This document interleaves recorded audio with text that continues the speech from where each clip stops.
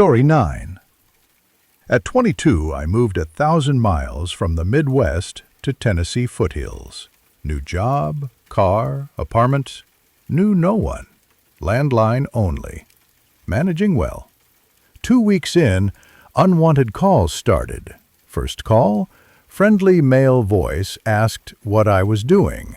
I thought maybe family. Asked his name. He laughed darkly. "You know who this is, darlin'." I politely said, "Wrong number." He recited my unlisted number and name. Chill raced through me. Only parents, sister, boyfriend, manager, employer had my number. I'm new here. He got angry when I repeated wrong number, then detailed vulgar acts he'd do to me. I hung up. He called again, 1 a.m. I told him, "Fuck yourself," hung up. Calls continued. I unplugged phone. Days passed, escalating. He mentioned personal things, liked my white quilt, new fridge contents, allergic to cats. I had one. Asked if I loved Murray. I stood frozen in kitchen, staring at my calendar. Murray, my sister, with a pink heart for her birthday on the 17th. Shaking, crying, I realized he'd been inside my apartment. Alone, no support. That night, me versus Mystery Man. Little sleep. Next morning, told apartment manager. She got a weird look, paused. I know who was inside. Won't happen again. Turned out, creepy, rapey maintenance guy noticed a young woman moving in alone. She changed locks, promised to keep the key herself. Calls stopped. Paranoid for years. Moved out after lease. Years later, I realized her expression meant it happened before. She didn't fire him. Regret not calling cops. Young and naive. Story 10.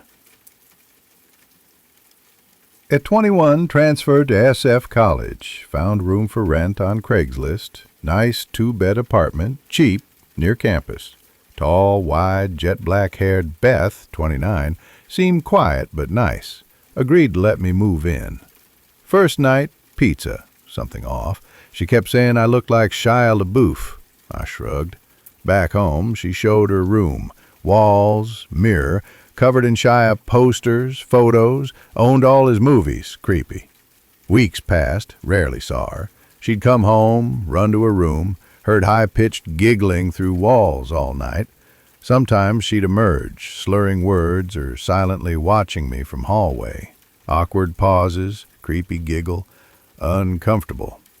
One night, 2 a.m., woke to front door unlocking sounds. Lights off, Beth stood at door, face against it, turning lock back and forth, mumbling, "Max! Max! Max!" Freaked out, I quietly returned to bed. Another night, watching Gladiator, she turned on light, forced me to pause, asked if I wanted to hear about her ex. 10 minutes in, she screamed about their breakup, yelled, "I'll slit his fucking throat!" Game changer. No idea what she was capable of. She giggled. I fled to room. No lock. Barricaded door with dresser. Woke later to dresser scraping. Beth pushing door open. Drunk, insane-eyed. I yelled. She left. Next morning, steak knife on floor by door. Remembering, slit his throat, confronted her. She denied remembering. Had enough. Month-to-month lease. Found new spot, moved out. A month later, she sent 40-plus texts over 2 hours. Hi to "I fucking hate you." Didn't respond. Never heard again. Always wondered, without the dresser, would she have slit my throat?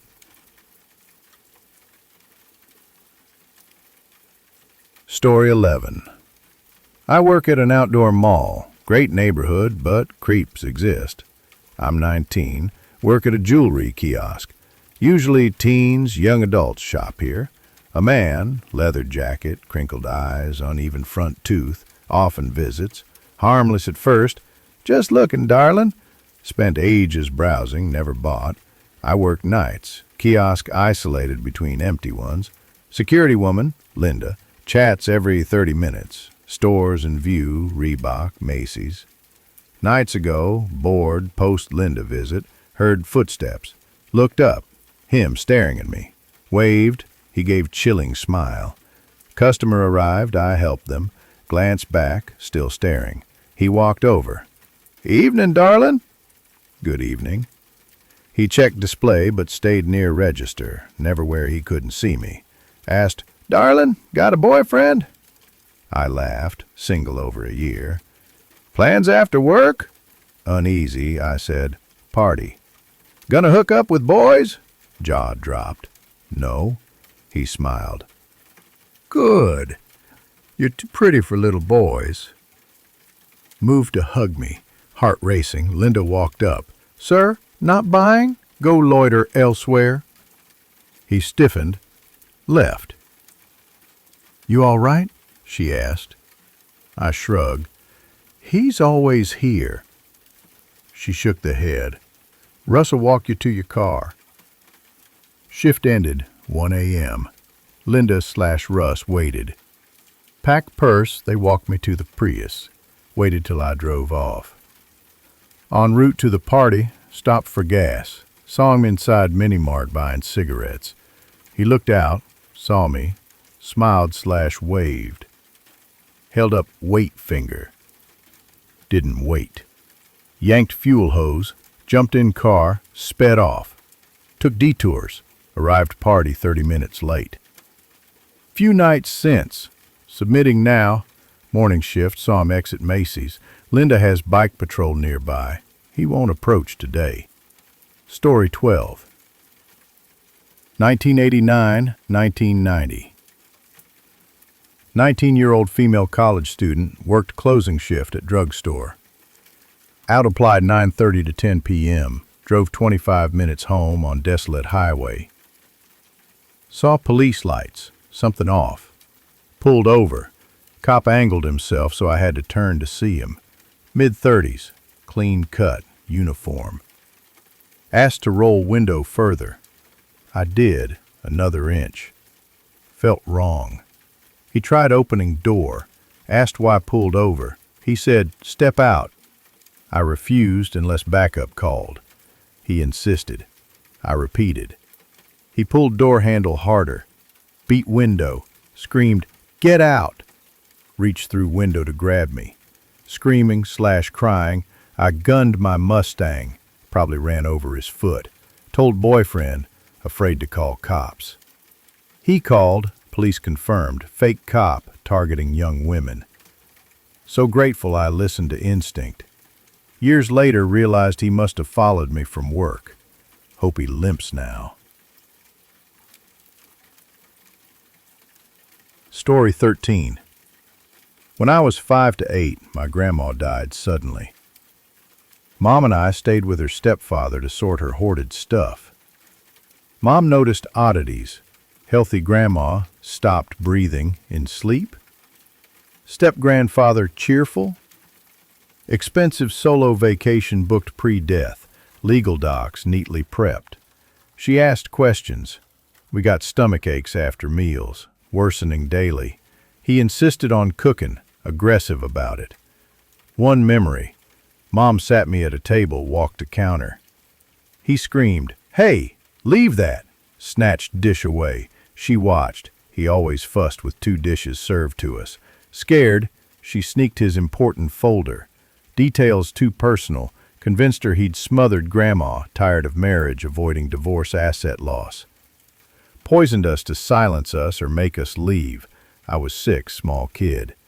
She woke me. We fled immediately. Stomach aches stopped weeks later. Broke lease.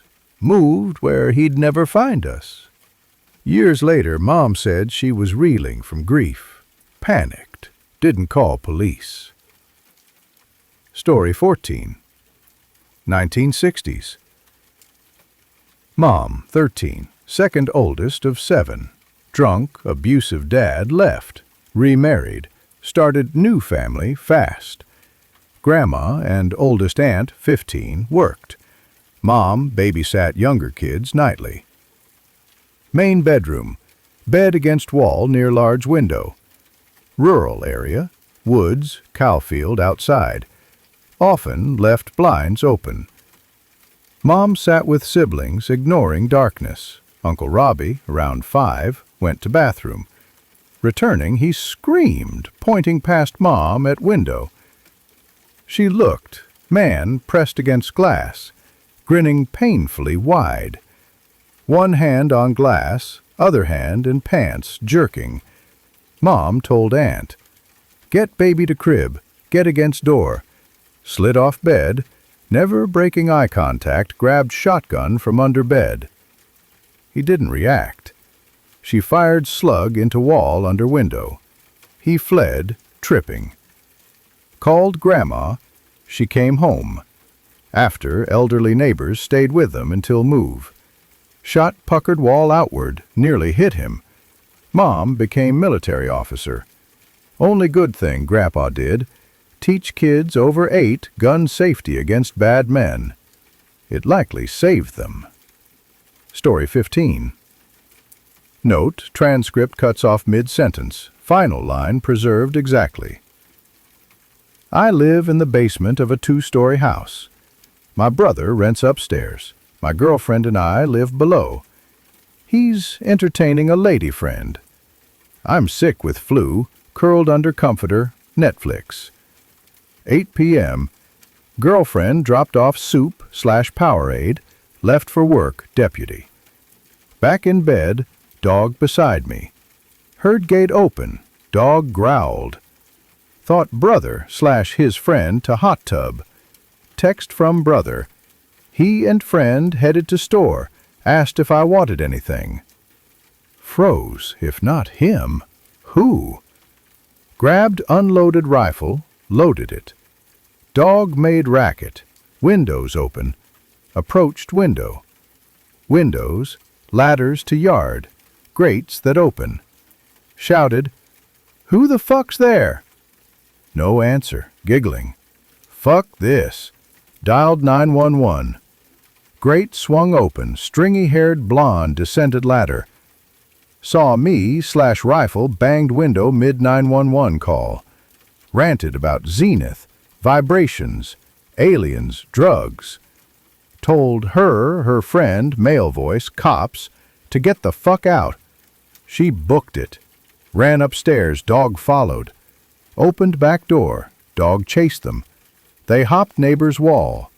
Cops arrived. I set gun on grass. Pointed to wall. Cop hopped it. They'd escaped.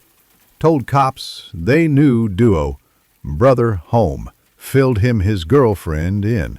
Cops said, lock windows, doors. Call if they return. Back in room, keyed up, rifle in hand. Hope I don't see those fuckers again. At the time, undergrad in Austin. Newly out, used Craigslist, mistake. Chatted with Craig, 27 to my 18. Insisted meet at his trailer. Suspicious, but pics looked good. Agreed, coffee first. Arrived, coffee shop. He matched pics. Chatted hours. He asked back to trailer. Roommate called. Car broken down, stranded. Told Craig I'd take friend home first. When I picked friend up, Craig stopped answering. Finally answered. Accused me of making excuses, angry. Dropped it. Years later, roommate sent news link. Craig ran sex trafficking ring, lured underage boys. Would have happened to me at trailer.